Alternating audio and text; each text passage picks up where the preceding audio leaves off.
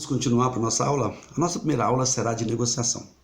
Mas é importante nós fazermos alguma classificação para a gente entender como funciona. Primeiro nós classificamos as formas alternativas de solução de controvérsias em negociação, mediação e arbitragem. E nós chamamos também na classificação de Alcalá Zamora e Castilho, nós classificamos lá no livro do Dorione de Direito Processual Civil, a classificação que nós chamamos de heterocomposição e de autocomposição.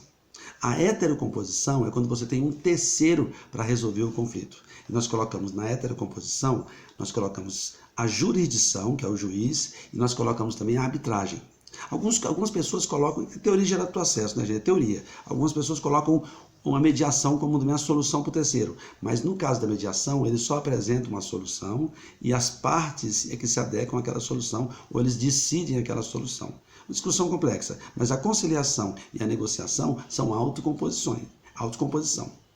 Então a classificação, existem outras classificações, nós vamos classificar em heterocomposição, quando o terceiro, arbitragem e jurisdição, e vamos classificar como autocomposição, a mediação, a conciliação e a negociação. Mas isso não quer dizer que seja essa a única classificação, tá bom? Caminhando para discutirmos a negociação, na jurisdição, algumas coisas nós temos uma interessante, para discutir os bens.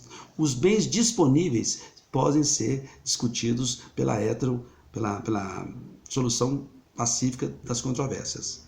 Os bens indisponíveis não podem ser. Então, quando eu falo de honra, dignidade, família, idosos, menores, essas discussões não podem ser discutidas lá na parte de métodos alternativos, tá certo? Você pode ter conciliação de família, mediação familiar, tá bom? O que eu estou colocando é que normalmente a negociação e a arbitragem trabalham com bens disponíveis, principalmente na área comercial e na área empresarial. Então a negociação é o primeiro instituto que nós vamos aprender, tá? Primeira coisa, um processo custa muito dinheiro. O juiz ganha 35 mil, vamos colocar por baixo aí, 35 mil, a diretora de secretaria 19 a 25 mil, né? Os outros funcionários de 12 a 16 mil reais. Então você tem aí um custo operacional do Poder Judiciário altíssimo. É um ambiente formal, é um ambiente custoso, dispendioso, você exige muita obediência à legislação, então exige uma burocracia, o uso dos funcionários, do material de consumo, então você tem um gasto, então em torno de R$ 1.700 por processo. Então se você discutir a colisão de um trânsito, R$ 200, que você vai discutir no processo de 1.700, o Estado, né, já começa a perder aí para poder resolver o seu conflito. Então a negociação, que é o primeiro instituto de métodos alternativos de solução de controvérsias, ele funciona como uma aproximação entre as partes.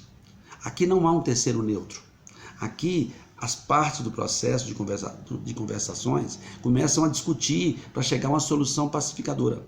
Isso é muito comum, tá certo? Principalmente na atividade empresarial, onde você tem muito capital de giro, que não quer prender o capital de giro no Poder Judiciário, onde você não quer uma ação longa, você quer uma solução mais rápida. Então, a negociação é importante. Já na mediação, você tem aí uma figura de um terceiro, é o mediador, que vai sensibilizar, que vai atuar no relacionamento entre as partes. Acontece muito na mediação familiar, né? Na modalidade família também, muito importante. E aí ele funciona como um agente facilitador para fazer com que as pessoas se sensibilizem, tá certo?